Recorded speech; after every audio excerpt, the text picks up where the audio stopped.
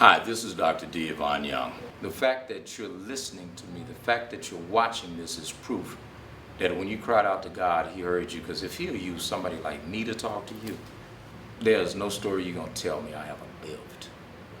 Because I know what it's like to hurt to the point I don't even feel pain anymore. So watch this video. I promise you, your life will never be the same again. Hi, this is Dr. D. Yvonne Young. One of the subjects that people ask me about more than any other is the laws of attraction. And specifically, people want to ask me, well, Doc, how do I attract a mate? How do I attract love in my life? You know, I have to sniggle at that for a little bit because the first thing is you don't. You don't attract a mate. You don't attract love in your life. What you do is you resonate at such a level in your own behavior and your own continence that you become attractive to people by what you represent when you're present. There's a lot of stuff out there about the laws of attraction, and before I became an expert about that, I read what you read. I read that if you just sit back and visualize it, and I read that if you just make a vision board, and I read that if you just feel your way into it. Well, let me tell you something.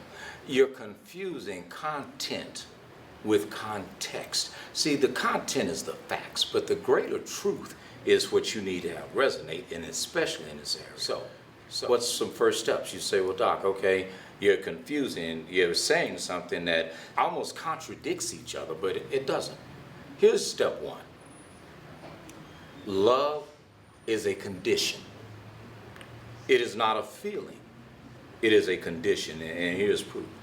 God so loved the world, you've heard that before, that He gave His only begotten Son. Well, what does that mean? The condition was God put His Son in a position to stimulate, to serve as a source of revelation, and to be a catalyst for His relationship with humanity.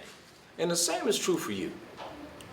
You have to put yourself in a position to bear revelation, to be a catalyst, and be a source of inspiration to not just the object of your desire, but to that which you are. Now, what does that mean? When you really have a love of self, and I know some of y'all are crazy as a bee in a beer bottle because you love yourself in a narcissistic, almost self-deprecating way. I'm not talking about that craziness. What I'm saying is this: how are you living your life? Do you have something that you're so passionate about that you get up in the morning excited about pursuing it? How do you take care of yourself?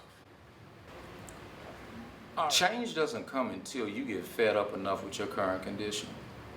And see, God will leave you all alone to force you to pay attention to things you otherwise wouldn't even take into consideration. And now is that time.